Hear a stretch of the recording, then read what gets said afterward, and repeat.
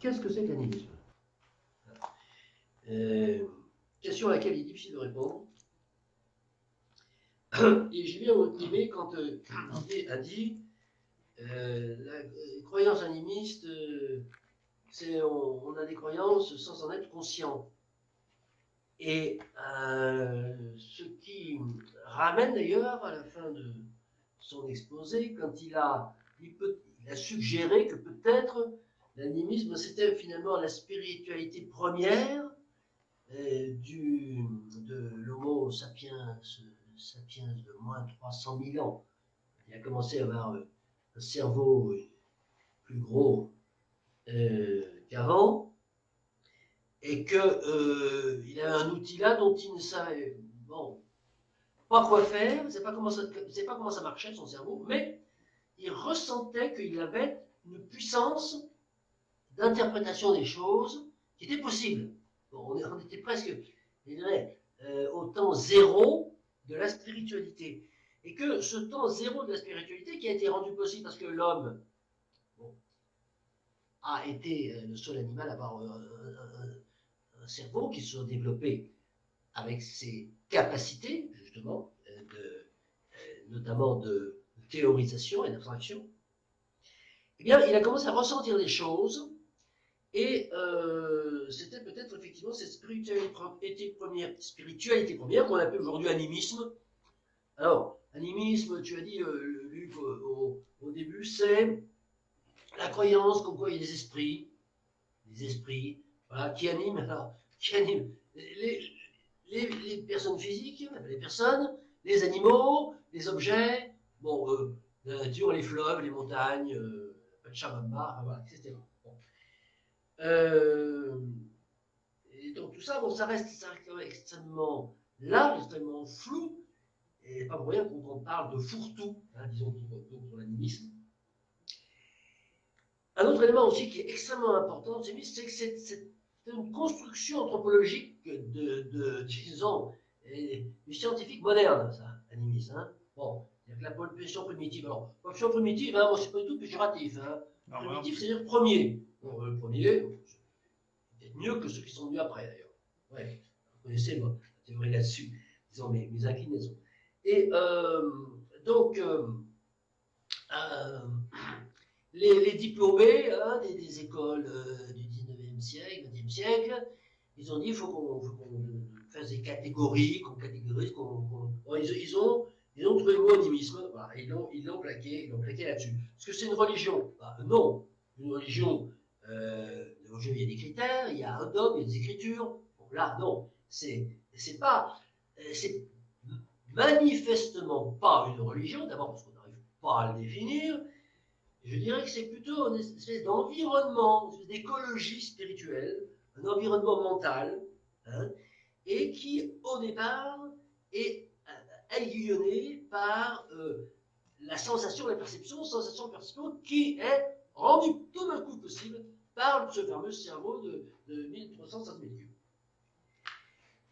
Est-ce qu'on manque de vocabulaire pour définir une... Non, on ne manque pas de vocabulaire, ça, le vocabulaire, en français, on a beaucoup de vocabulaire. Non, on manque de réflexion pour mettre ensemble des mots, pour que ça fasse une phrase, et qu'on puisse...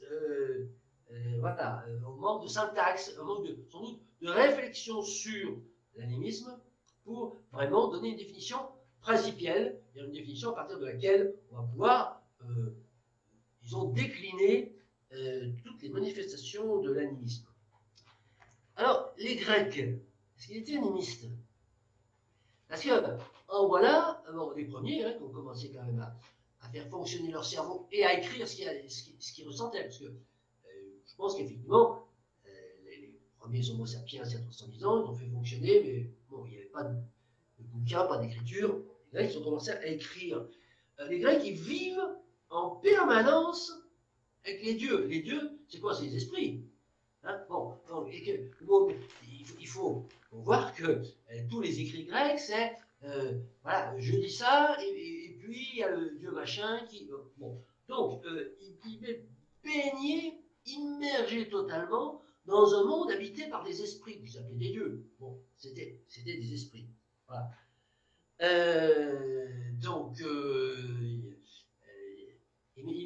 semble que la civilisation qui a été le plus imprégnée de ce qu'on peut définir comme l'animisme, c'était les Grecs. Alors, maintenant, aujourd'hui, quid, parce que finalement, personnellement, c'est ça qui m'intéresse, quid aujourd'hui de l'animisme? Alors, on peut lire ici ou là qu'il y a un renouveau d'animisme, et alors, on est très très déçus parce que chaque fois qu'on lit les articles, les articles disent oui, il y a un renouveau d'animisme, et puis ils font une tautologie, c'est un verbiage. Alors, personnellement, ce qui me frappe, moi, ce qui m'intéresse, c'est je reprends la définition de Luc, l'animisme, c'est la croyance en ce qu'il y a des esprits qui habitent tout notre environnement, c'est-à-dire nous-mêmes, les animaux, les plantes, les reliefs naturels, etc. Et les objets. Les objets. Bon. Et ce monde capitaliste, croissancier, qui existe depuis 150, 170 ans, seulement, a construit des milliards d'objets qui n'existaient pas auparavant. Le monde dans lequel nous vivons aujourd'hui, s'il fallait, moi, que je caractérise par son élément distinctif le plus évident de tout le monde qui a précédent, c'est la quantité d'objets qui sont autour de nous, objets qui ne sont pas simplement par définition, qui sont, comme dirait Nicolas Georgescu-Roegen, des objets exosomatiques, c'est-à-dire qui prolongent nos possibilités physiques. Le marteau prolonge mon bras afin de rendre les actions de percussion plus efficaces. Bon, c'est l'exemple du marteau, mais après, on a l'informatique, on a l'électronique, on a tout ça. On a des objets qui, pour l'essentiel, si on met de côté les objets purement décoratifs, sont des objets qui ont pour objectif de nous faciliter la vie, ce qui veut dire, de nous permettre de faire des choses dans la vie de façon plus ceci, plus cela. Voilà. C'est quantitatif, c'est pas qualitatif. Hein. On est bien d'accord. Donc, ces objets ont-ils une âme? Ou plus exactement, est-ce que l'homme moderne croit que ces objets ont une âme? Eh bien, moi, je pense que oui. Je pense que oui, et je pense que l'animisme habite à tout le consommateur, citoyen consommateur, etc., électeur, hein, hein.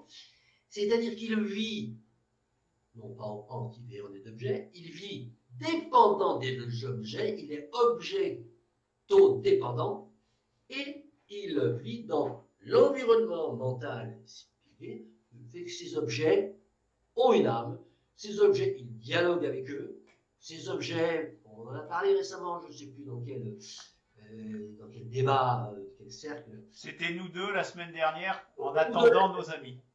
C'était nous deux, c'est-à-dire on préparait déjà notre joute d'aujourd'hui. Voilà. Et donc, c'est ça qui me semble aujourd'hui l'actualité de l'animisme, c'est le rapport de l'homme moderne avec les objets qui l'ont.